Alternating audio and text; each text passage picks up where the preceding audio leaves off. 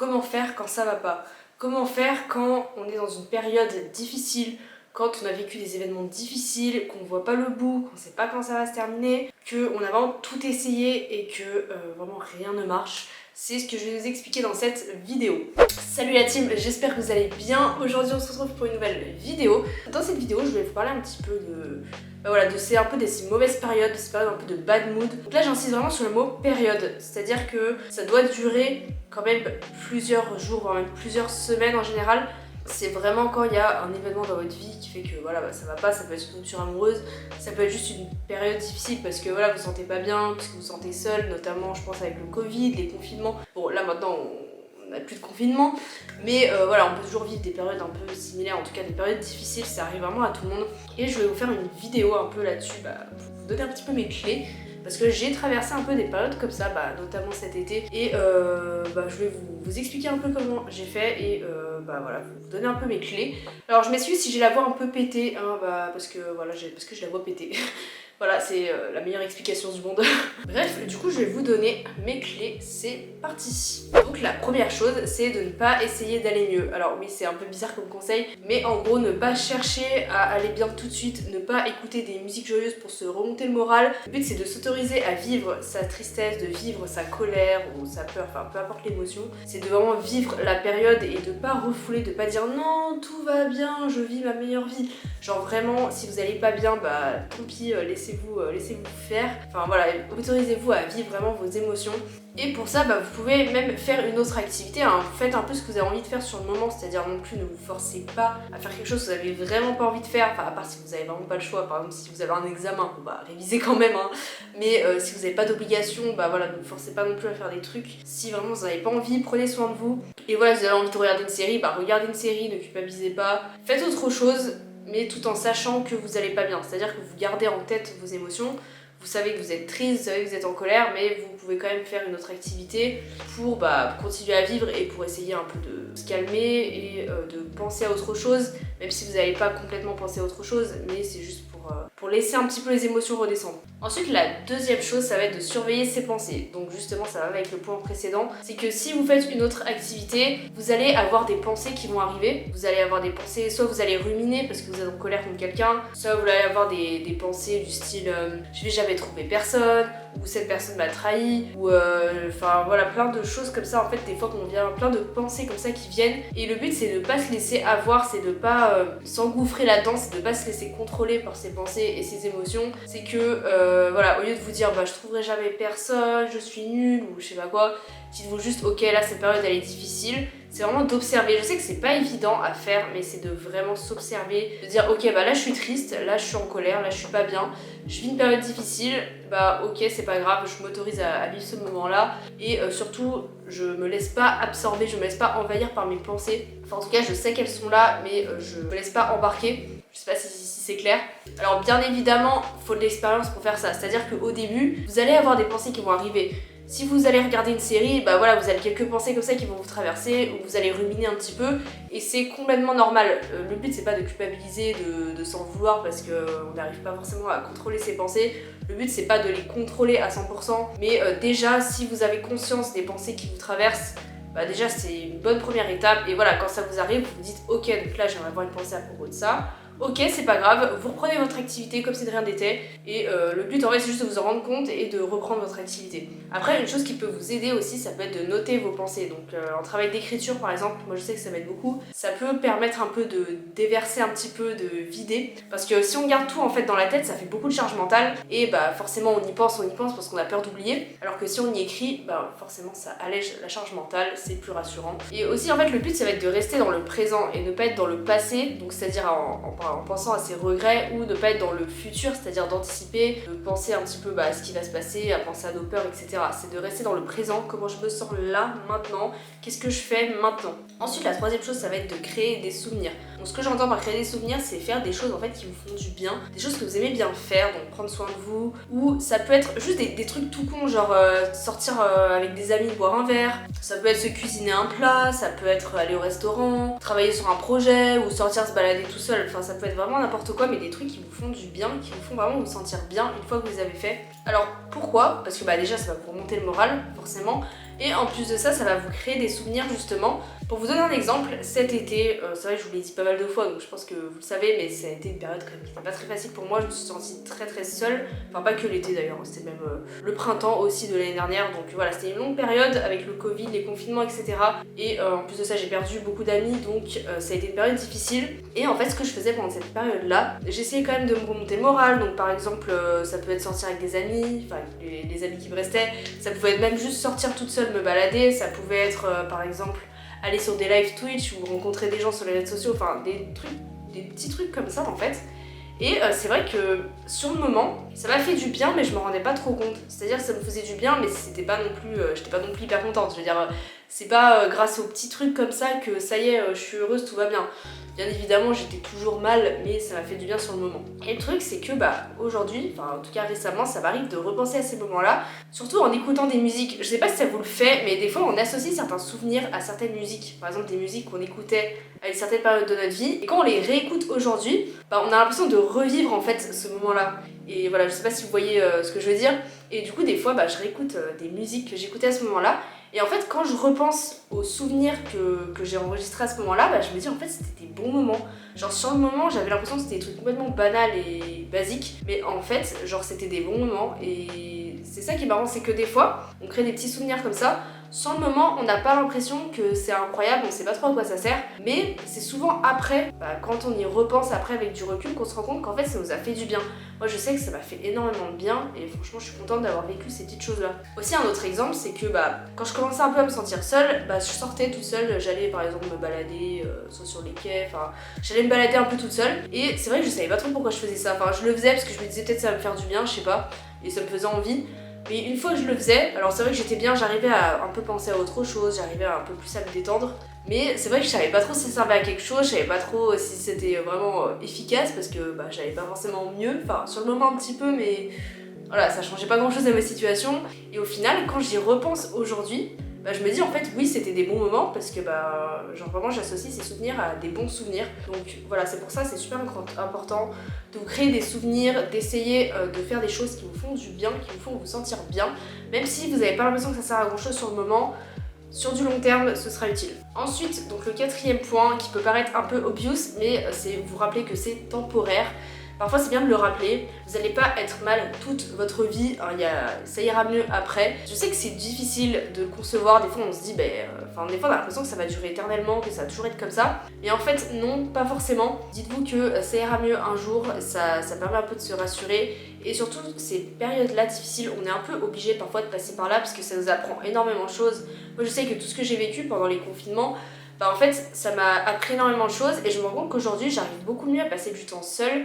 Et si je devais revivre ces moments-là, je les vivrais pas du tout de la même manière. Alors ça veut pas dire que je veux revivre des choses comme ça, j'ai pas envie. Mais si ça arrive, ce sera déjà moins difficile. Et en tout cas, je sais qu'aujourd'hui, j'ai beaucoup moins de difficultés à passer du temps seule. Donc voilà, c'est quand même des périodes qui ont été utiles et je regrette absolument pas que ce soit arrivé. Et quand vous serez sorti de cette période-là, vous serez content même d'avoir traversé ça parce que vous serez rendu compte que ça vous a forgé, que vous en ressortirez plus fort. Ensuite, l'étape suivante, ça va être de se poser des questions. Donc c'est la partie un petit peu introspection. En fait, là, le but, ça va être de comprendre pourquoi on est mal et de pouvoir travailler dessus. Donc je vous conseille quand même d'attendre un peu avant de faire ce travail. Si vous n'êtes pas bien, attendez quelques jours au moins. Il faut que vos émotions puissent redescendre un petit peu parce que si vous êtes à chaud, ça va être difficile. Souvent, quand on est vraiment le nez dedans, c'est hyper difficile de prendre du recul et de relativiser. Du coup, c'est pas mal d'attendre que les émotions redescendent un petit peu. Donc, les différentes questions que vous allez pouvoir vous poser. Donc, pour faire ce travail, je vous conseille de le faire à l'écrit, comme toujours, ce sera beaucoup plus efficace et ça vous permettra de vraiment bien répondre et bien voir ce qui en ressort. Donc, la première question basique, c'est quelle émotion je ressens, ou quelles émotions plutôt, parce qu'en général, il y en a plusieurs, ça peut être de la colère, de la tristesse, de la peur. Faites un peu une liste, un petit brainstorming des émotions précisément. Alors, c'est pas toujours évident de savoir exactement quelles émotions, mais pour vous aider, vous pouvez un peu vous baser sur les ressentis que vous avez. Vous pouvez voir par exemple si vous ressentez un peu un blocage au niveau de la gorge, souvent c'est la colère. Si vous avez la boule au ventre, c'est plutôt le stress. Si vous vous sentez un peu faible, un peu recroquevillé, un petit peu mou on va dire, c'est plus la tristesse. Enfin après voilà, avec les signaux physiques, vous pouvez peut-être reconnaître quelles émotions. Sinon essayez de juste inspirer un bon coup et de vous concentrer et de voir quelles émotions vous ressentez. Si vous vous trompez, c'est pas grave, le but c'est moins d'essayer de voir ce que vous pensez. Ensuite du coup la deuxième question ça va être quelles sont mes pensées. Donc pour ça vous pouvez soit reprendre l'écriture que vous avez faite avant si vous avez écrit vos pensées quand vous alliez mal, soit vous pouvez écrire vos pensées maintenant. Donc soit vous avez encore des pensées à propos de la situation, soit vous en avez plus trop mais vous vous souvenez à peu près de ce que vous pensiez au moment où vous alliez mal. Donc c'est pour ça que c'est pas mal d'écrire ses pensées quand vous allez mal, c'est-à-dire au début, comme ça après vous en souvenez et vous pouvez travailler dessus plus facilement. Ensuite, quelles impressions j'ai, quels sont mes ressentis. Donc là on va pas parler d'émotions mais plus des ressentis en termes de sensations. Par exemple, est-ce que je me sens impuissant, est-ce que j'ai l'impression qu'on m'a trahi, j'ai l'impression qu'on m'a pas respecté.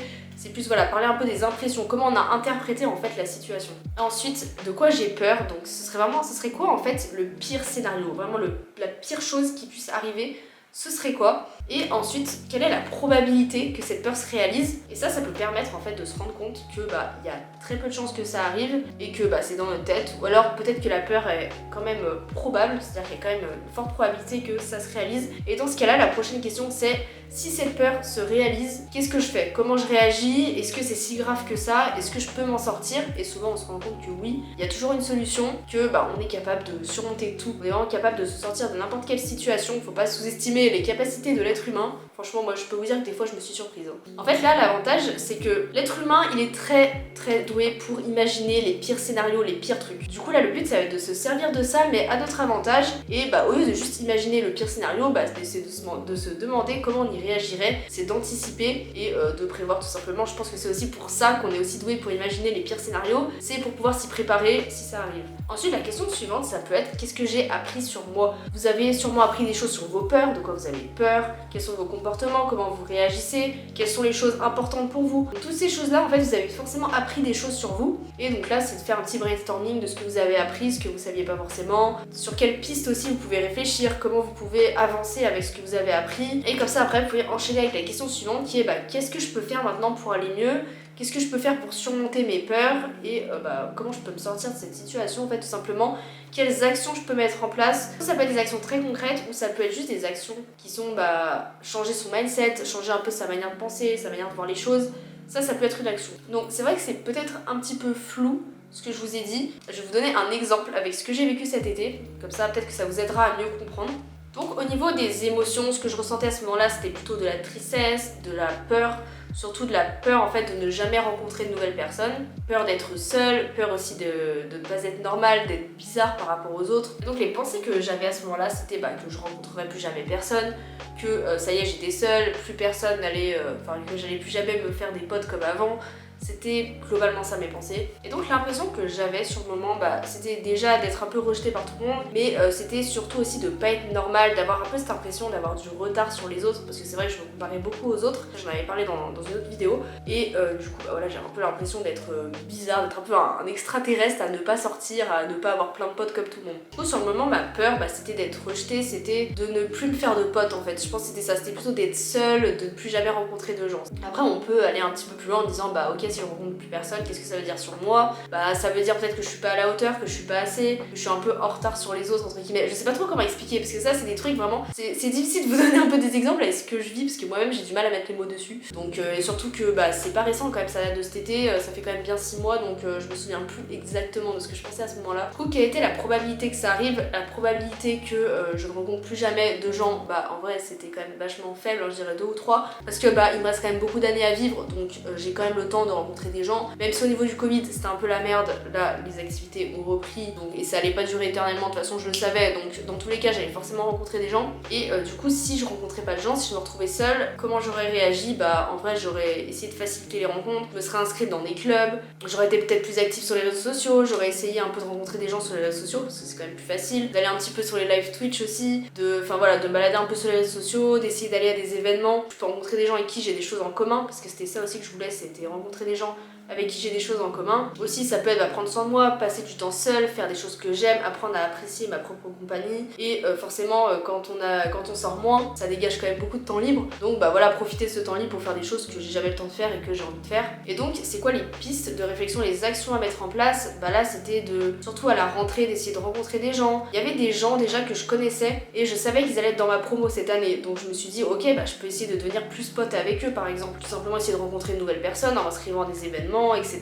Et ce qui s'est passé c'est que bah j'ai rencontré des gens en fait. Clairement j'ai passé une super rentrée et hop, enfin je vais pas dire par miracle, mais genre vraiment ça a marché, c'est à dire que j'ai rencontré plein de gens, je me suis fait plein de potes à ce moment là et aussi bah voilà, je pense que j'étais dans le bon mindset et j'avais un peu cette intention bah voilà de rencontrer des gens, surtout que j'en pouvais plus d'être seule.